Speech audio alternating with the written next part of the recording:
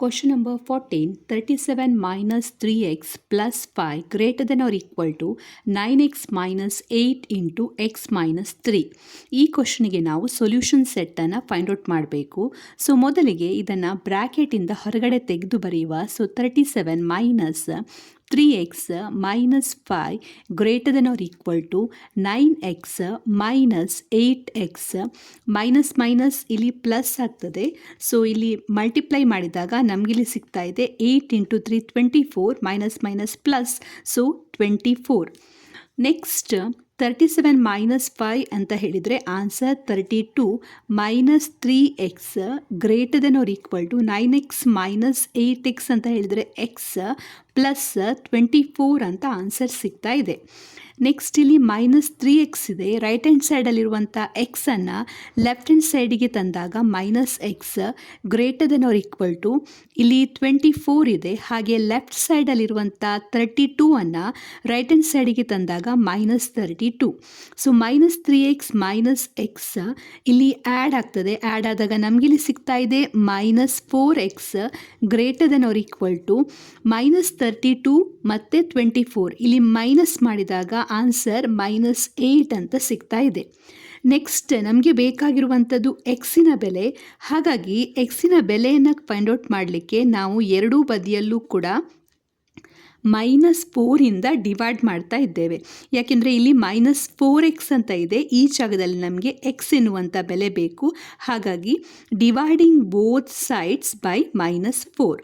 So ಈ ರೀತಿ divide ಮಾಡಿದಾಗ ಏನಾಗ್ತದೆ, ನೀವು ಯಾವುದೇ ನೆಗೆಟಿವ್ ನಂಬರನ್ನು ಇನಿಕ್ವಾಲಿಟಿ ಜೊತೆ ಡಿವೈಡ್ ಮಾಡಿದಾಗ ಅಲ್ಲಿರುವಂತಹ ಸೈನ್ ಕೂಡ ರಿವರ್ಸ್ ಆಗ್ತದೆ.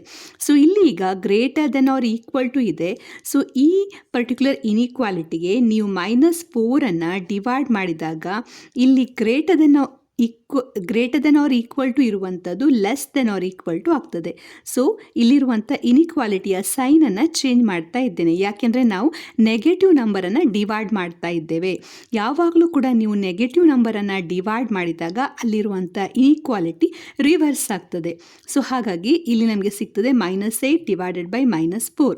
So 4 1s are minus minus plus. So ಎಡಬದಿಯಲ್ಲಿ ಎಕ್ಸ್ ಉಳಿತಾ ಇದೆ. X is less than or equal to 4 1s are 4 2s are. So x is less than or equal to 2 ಎನ್ನುವಂಥ answer ಸಿಗ್ತದೆ.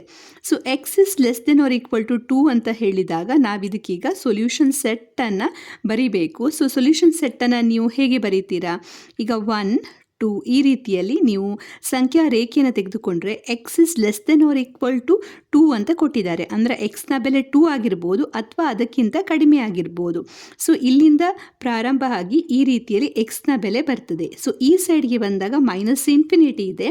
ಹಾಗಾಗಿ ಇಲ್ಲಿ ನಾವು ಸೊಲ್ಯೂಷನ್ ಸೆಟ್ಟನ್ನು ಯಾವ ರೀತಿಯಲ್ಲಿ ಬರೀಬೋದು, solution set is equal to ಇಲ್ಲಿ ಮೈನಸ್ ಇನ್ಫಿನಿಟಿ. ಯಾಕೆಂದರೆ ನಮಗೆ ಲೆಫ್ಟ್ ಹ್ಯಾಂಡ್ ಸೈಡಲ್ಲಿ ಈ ವ್ಯಾಲ್ಯೂ ಎಲ್ಲಿ ತನಕ ಹೋಗ್ತದೆ ಅಂತೇಳಿ ಎಕ್ಸಾಕ್ಟ್ ವ್ಯಾಲ್ಯೂ ಗೊತ್ತಿಲ್ಲ. ಹಾಗಾಗಿ ಇಲ್ಲಿ ನೀವು ಓಪನ್ ಪ್ಯಾರಂಥಿಸಿಸನ್ನು ಬರೀಬೇಕು. ಮೈನಸ್ ಇನ್ಫಿನಿಟಿ ರೈಟ್ ಹ್ಯಾಂಡ್ ಸೈಡಲ್ಲಿರುವಂಥ ವ್ಯಾಲ್ಯೂ ನಿಮಗೆ ಗೊತ್ತಿದೆ. ಯಾಕೆಂದರೆ 2 ಅಂತ ಗೊತ್ತಿದೆ. X is less than or equal to 2 include ಆಗಿದೆ. ಸೊ ಹಾಗಾಗಿ ಇಲ್ಲಿ ನಾವು ಸ್ಕ್ವೇರ್ ಬ್ರ್ಯಾಕೆಟನ್ನು ಯೂಸ್ ಮಾಡ್ತಾ ಇದ್ದೇವೆ.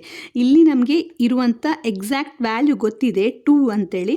ಸೊ 2 ಮತ್ತು ಸ್ಕ್ವೇರ್ ಬ್ರ್ಯಾಕೆಟ್ ಈ ಕಡೆ ಲೆಫ್ಟ್ ಹ್ಯಾಂಡ್ ಸೈಡಲ್ಲಿ ಬಂದಾಗ ಇಲ್ಲಿರುವಂಥ ಎಕ್ಸಾಕ್ಟ್ ವ್ಯಾಲ್ಯೂ ಎಲ್ಲಿ ತನಕ ಹೋಗ್ತದೆ ಅಂತ ಗೊತ್ತಿಲ್ಲ. ಸೊ ಹಾಗಾಗಿ ಓಪನ್ ಪ್ಯಾರಂಥಿಸಿಸನ್ನು ಬರೆದು ಈ ರೀತಿಯಲ್ಲಿ ನಾವು ಸೊಲ್ಯೂಷನ್ ಸೆಟ್ಟನ್ನು ಬರಿಬೋದು.